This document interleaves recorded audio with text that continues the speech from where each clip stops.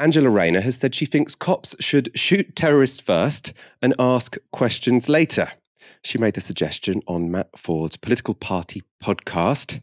Let's have a listen. The perception of you would be that you're on the left of the party, that you are maybe sort of soft to hard left. Yeah, I love that term. I'm soft left. Bit soft. Is that how you describe yourself? I mean, most people recognise soft left, so I would describe myself as soft left. But you know what, on certain things I'm not, though, because on things like law and order, I'm like quite hard line. I'm like, shoot a terrorist and ask a question second in the morning. I'm like, sorry. No, God, they like it. That's the most controversial thing I've ever said. No, absolutely not. Angela, that might well be the most controversial thing you've ever said, and for good reason. Diane Abbott said this in response. Is Angela suggesting a mandatory death sentence for suspected but not convicted terrorists? Tory MP David Davis agreed, saying, we need our security services to make the right decision, not a shoot first, ask questions later decision.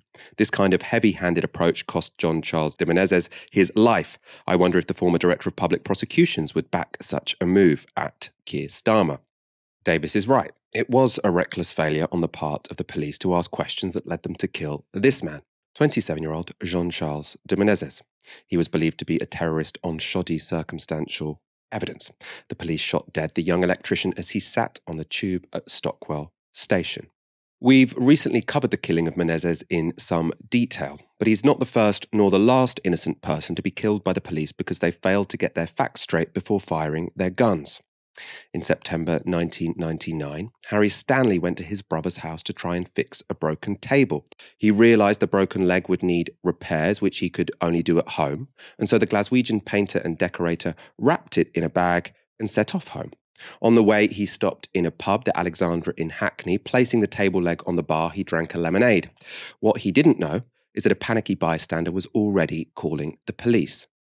Mistaking his Scottish accent for an Irish one, noting his red hair, and taking the table leg to be a sawn-off shotgun, the caller had somehow decided that Stanley was an IRA terrorist. As Stanley left the pub, two specialist armed response officers arrived on the scene. They shouted, "Armed police, drop the gun."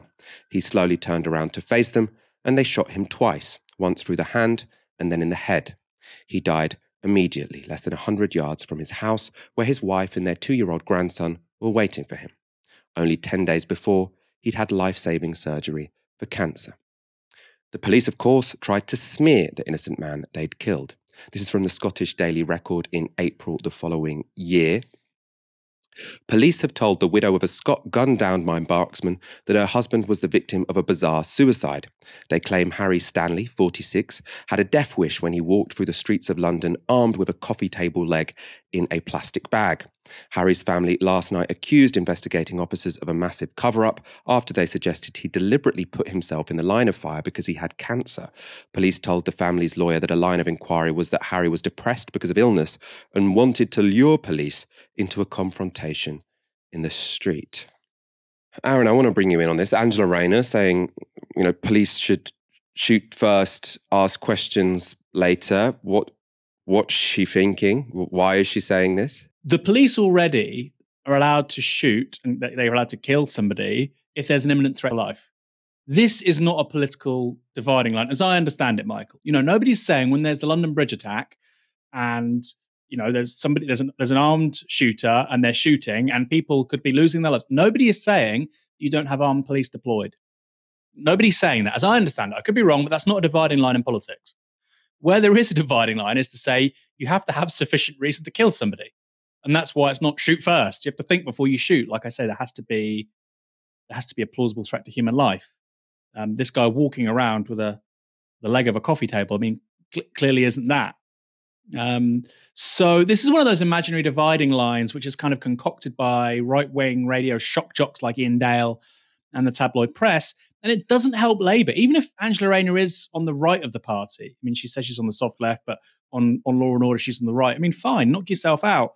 But as a Labour politician, I don't see how it helps you to repeat this putrid nonsense, which has absolutely no grounding in reality. Then you see it repeated by Carl Turner, a Hull MP, a very strange online persona that he's cultivated. he's on £80,000 a year, yet seems to think he's working class. And, saying that, it's because working class people don't have much time for terrorists and thugs, good on Angela. This isn't the reality of crime, Michael. Something like 1 in 20 burglaries end in a prosecution at the moment.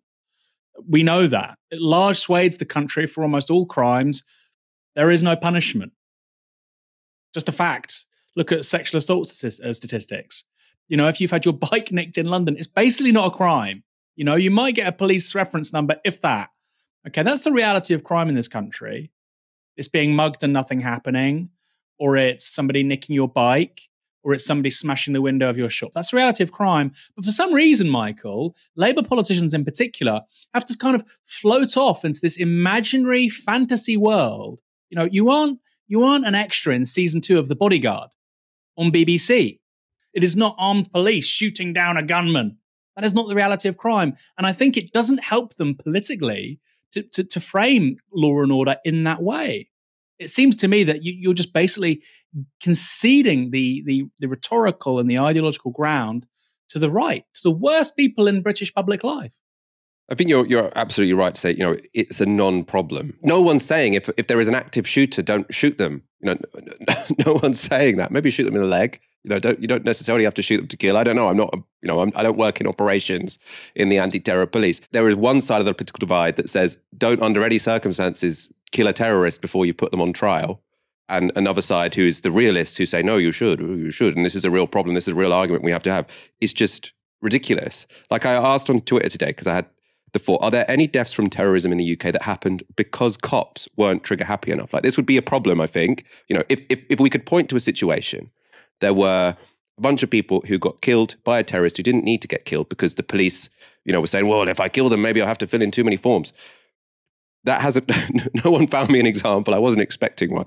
And I did get a really good reply from Immolations who said, a lot of the supposed ethical dilemmas that get thrown up in these discussions have no real bearing on reality. Like similarly, the ticking time bomb used to justify torture came about and was popularized in a French novel. It's just nonsense, really. I thought that was such a, well put point. Because you remember with that torture debate, but would you torture someone if you needed to torture them to stop an atrocity that was about to happen? This is is it an interesting ethical question? But I mean, it's potentially an interesting ethical question. Has absolutely nothing to do with counterterrorism, because this isn't an example that happens in real life. And it's exactly the same with, would you shoot a terrorist even if you hadn't put them on trial yet? Like, it actually has nothing to do with law and order. So it's just this complete non sequitur, but which ends up like dominating the political debate and really just pulling down the political debate to a level which is just kind of stupid, essentially. Stupid, asinine. Somebody might be a security expert, right? And rather than talk to them about, okay, well, what are the threats of asymmetric warfare in the 21st century and informational warfare? And is that really a new novel weapon that we've seen in the last 20, 30 years, outgrowth of the internet, or has it always existed? Rather than that, you say, who'd win in a fight between 30 kangaroos and 5 members of the SAS? Huh? It's an interesting question, isn't it? Yeah. Who would win? And that's basically the level we're talking on here, right? Well, if there was a ticking time bomb, would you talk to somebody because they might, this is like with, 24 or with Jack Reacher or with Tom Cruise and Mission Impossible. That isn't the real world. This isn't Hollywood. Carl Turner, you're the MP for Hull. I can't think of places. I'm on the South Coast in Portsmouth. We're not in LA, guys. Okay, the reality of crime is super, super different. So get off your little fantasy fairy tale, rage treadmill and join the rest of us and maybe try and solve some real world problems.